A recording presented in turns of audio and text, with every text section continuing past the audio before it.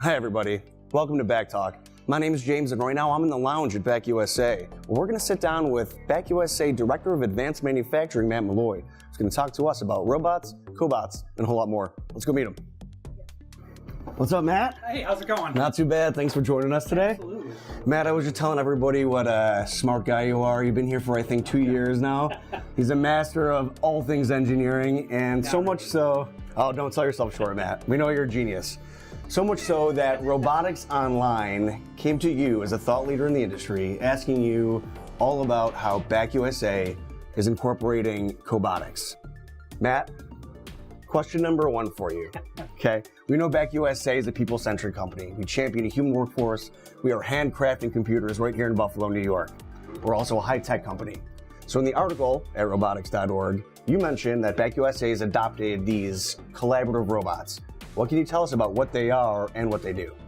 So collaborative robots are essentially robots working side by side with people. Robots have been around in the industry forever, right? All kinds of industries use them, and typically we're used to seeing these big monster arms that do things like welding, picking up big pieces of machinery. Sure. Those are our typical industrial robots. Collaborative robots, or cobots as they're commonly called, are just robots that are really meant to work alongside of people. So they have additional safety features in them. They have things like sensors that'll know if they're in proximity of somebody, or they'll stop if they bump into you. They're padded, they're safe. As you can see this one up here, all of these parts up here are actually soft. So if it was to bump into you, it's just a kind of a soft bump. Those allow you to kind of do things in a different way that you never could before. You're able to work with them side by side as if they're a team member or a partner, not just some big piece of machinery sitting over there in the corner. Cool, so tell me then, Matt, exactly what is the machine doing? I know that it's working collaboratively, almost as if it's a human, which can freak people out. We'll see in a second that that's not the case. But what is it actually doing? So right now we have a few of these implemented, and what we're doing is using them to install screws in our devices. So in any electronic device, like a laptop, a cell phone, anything like that, there's lots of little screws. Those screws, as you can imagine, are small, they're hard to hold, hard to manipulate. You have to get them onto the tip of a screwdriver, You've got to put them in small places, and that's the part of the job that nobody really wants to do. So we have these machines working side by side with people, where all the people do what people do best. They build the physical device, they put components in, they put all the parts together, and then the robot will come and put the screws in. It takes that part of it away. It makes everybody happy because now the builders, or our technicians building, don't have to do that part anymore. Right, you're talking about tedious, painstaking labor. You got it. That would take somebody all day to do. Now with what is essentially a gigantic power tool, That's right. the technicians can build the computers quicker. You got it. Jeez. I think you're punching yourself. I think I am. Punching myself out. Awesome. Which brings us to question number 2, Matt. When people hear that robots are going to be in the mix, they could think that human jobs are at risk. Now, is that the case at Bak USA? It is not. In fact, we've gone a long way to make sure that's not the case, and it's actually part of our mission. So when we started off this whole project, we had some very specific things in mind we did and did not want to do. And one of those, one of the main items there is we have promised ourselves that we will not bring in robots in a way that will take away jobs.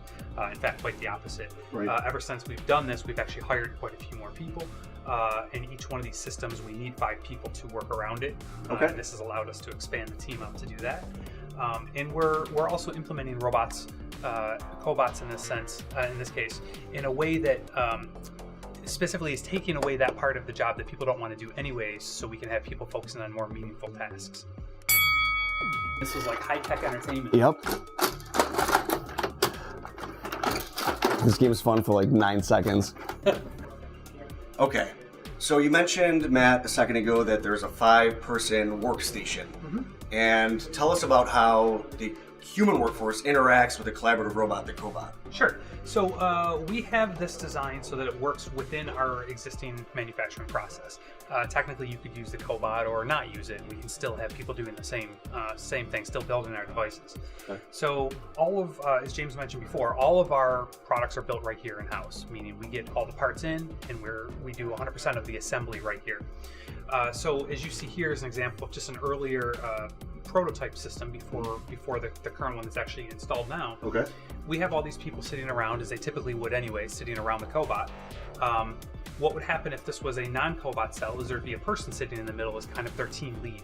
Okay. In this case, the cobot sits there in the middle and the team lead walks around the outside. All right. These people all sitting here, all of our technicians build all the devices from scratch, put all the components together, and then when they're ready to screw in certain parts of it, they basically put it on this rail, which hands it to the cobot.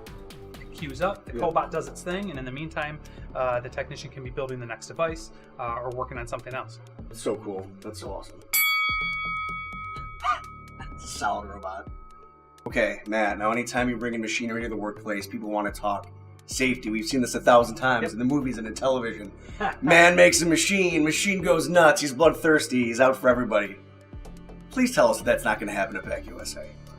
Well, maybe, but no. Fingers crossed. No. Fingers crossed it doesn't happen. No, that is certainly a very far-fetched scenario, and it's a different type of automation and robotics and artificial intelligence than we're dealing with here. Cool. So no, we don't have that to worry about. All right. But safety is still a very big aspect of it. Of course. And in fact, because collaborative robots are so new in the industry, there's not the history and the industrial lessons learned that there are with all of the typical big industrial robots. Okay.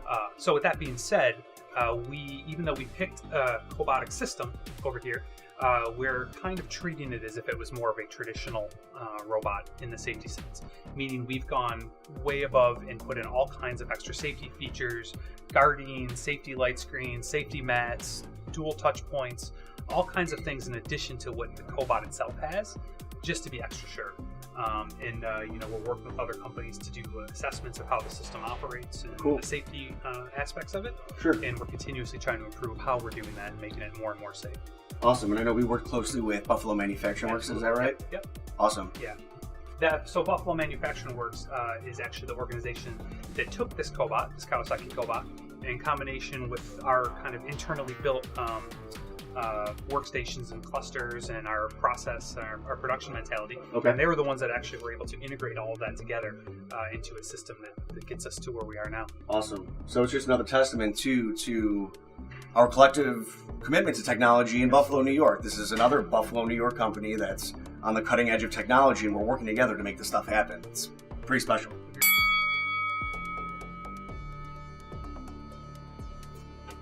Oh, got him! All right, ready? Okay, so when we talk about how the cobots impact production, what can you tell us without maybe giving us too many specific numbers, Matt, but maybe something to give the people at home an idea of how much more we are improving our processes with these cobots? To start off, it's a huge improvement. It improves in terms of production performance and throughput, safety, quality, all of those things. While I can't give you an exact number on the throughput improvement, let's just say it was a lot larger than we expected upon first implementation. So we've been very happy with the results, hence why we've actually scaled out. We have 2 additional systems coming online now. So you're telling me that there's 2 more cobots coming? Yeah, there'll be 3 running on the floor in the very near future. 3 total cobots, which we said before means more of a workforce. I think since March of 2017, when these cobots were implemented, I think we've hired something like 40 plus people. Yeah, we've hired a lot. Some of them work on these systems, some of them work in other parts of the company, but it certainly had a big impact on what we do and how we do it. But yes, across the board, improvements. But I think more so even than the throughput is just the fact that we're pushing our own company, we're pushing the industry further into this, into the future in terms of co-automation and showing that you can add robots and still create jobs at the same time. And so that alone has been a big success story for us, not just the throughput. Of course, yeah, everybody automatically assumes robots, they're taking jobs away. That's not the case. In fact, as you pointed out, Matt, it's quite the opposite, which is truly remarkable. All